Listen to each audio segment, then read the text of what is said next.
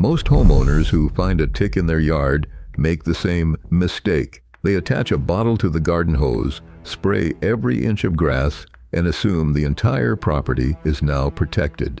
But the middle of a sunny, closely cut lawn is often the last place a black-legged tick wants to stay. The real problem is usually hiding around the edges, under damp leaves, behind the shed, along an overgrown fence, beneath low shrubs, and inside the narrow strip where clean grass meets shade, brush, and wildlife traffic. So while you are spraying the largest part of the yard, the ticks may be surviving in the smallest part. And unless you change that hidden zone, they can keep coming back. Ticks are not distributed across a property like fertilizer. They need the right conditions. They lose moisture easily, so they prefer places that stay shaded, humid, and protected from direct sunlight.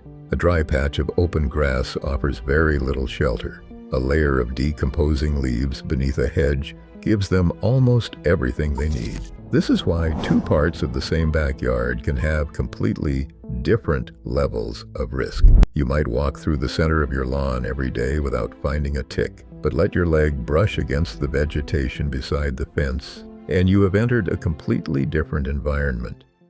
Ticks do not normally jump from trees, they do not fly, and they do not usually chase people across open grass. Instead, they use a behavior called questing.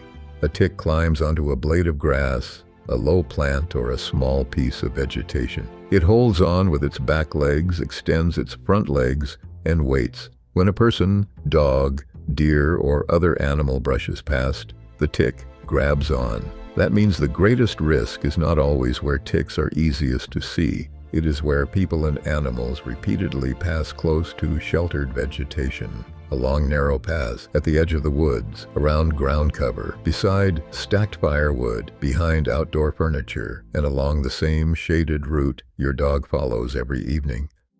The first thing you should do is not spray, it is inspect. Walk slowly around the perimeter of your property and look for the combination ticks need most: shade, moisture, cover, and animal movement. Start where maintained grass meets woods, brush, or tall vegetation. Then check under shrubs, behind sheds, along stone walls, beside fences, and around anything resting directly on the soil. Look for thick leaf litter that remains damp long after the lawn has dried. Look for branches blocking sunlight. Look for piles of boards, unused pots, old furniture, or debris that create protected spaces. And pay attention to signs of wildlife movement. A narrow opening beneath a fence may look unimportant, but if rabbits, rodents, raccoons, or deer regularly pass through it, ticks may be traveling through the same corridor. This also explains why mowing the lawn is helpful but not enough. Keeping grass maintained can make open areas less attractive to ticks, but mowing does nothing to the damp leaves beneath a hedge. It does nothing to the weeds behind the shed, and it does nothing to the dark strip of vegetation separating your yard from the neighboring property. The visible lawn may look perfect while the real habitat remains untouched, and the problem becomes even more complicated when you understand the tick life cycle. Ticks pass through several stages, beginning as eggs and developing into larvae, nymphs, and adults. At each active stage, they need a blood meal. That meal may come from a mouse, bird, dog, deer, or person. The entire life cycle can continue for years, with ticks feeding on different hosts at different stages. The nymph stage is especially important because nymphs are extremely small. A nymph can attach without being noticed, particularly during spring and early summer when people are spending more time outside. Adults become more active during cooler periods, including parts of spring and fall. So tick prevention is not a single weekend project, and one blanket spray cannot permanently reset the property. Even when an application reduces the number of ticks in one area, wildlife can bring new ticks back. Mice move through leaf litter and wood piles. Birds land beneath shrubs. Deer travel along property boundaries. Pets move between the yard, trails, parks, and neighboring vegetation.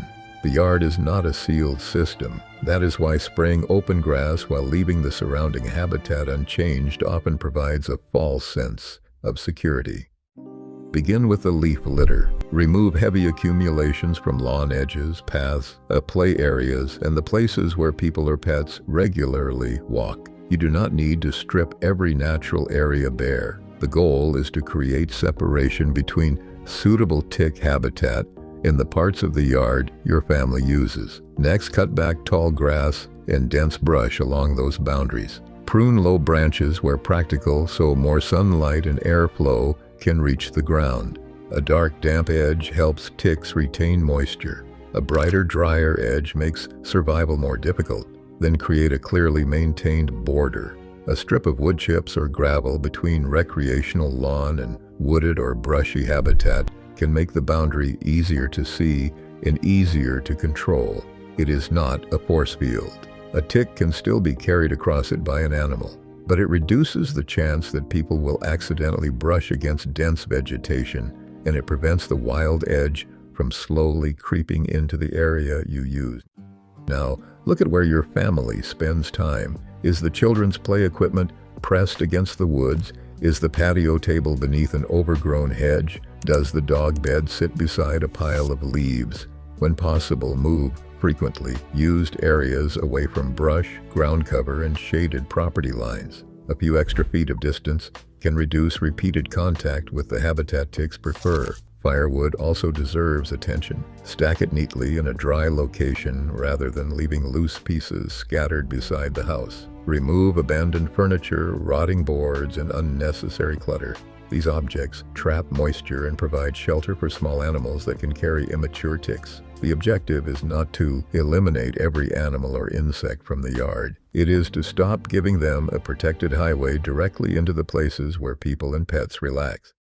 This does not mean pesticides are never useful. A carefully selected and correctly applied treatment may reduce tick numbers in high-risk areas, but the location matters. Treating a wooded edge, shaded path, or known tick habitat may be more useful than repeatedly spraying a large area of maintained lawn. Always use a product that is labeled for the exact location and purpose. Follow the directions precisely. Do not increase the concentration because you think stronger must mean safer. And when the infestation is serious, the property is large, or the correct treatment is unclear, contact a licensed pest professional or local extension service. But even a well-managed yard cannot be guaranteed tick-free. Personal protection still matters. Use a suitable registered repellent when spending time in tick habitat. Wear clothing that makes ticks easier to spot. After working outside, check your legs, waist, scalp, armpits, and the backs of your knees. Shower after outdoor activity when possible, and check children carefully. Pets need the same attention. Run your hands through a dog's coat after it has been near brush or tall vegetation, paying particular attention around the ears, neck, legs, and between the toes. Use a tick preventive recommended for that specific animal. And never assume that a product designed for dogs is safe for cats. Cats can be highly sensitive to chemicals found in some pest control products. The most important lesson is simple. Your yard is not one uniform surface. The bright lawn, the shaded fence line, the woodpile, the hedge, and the woodland edge are completely different environments.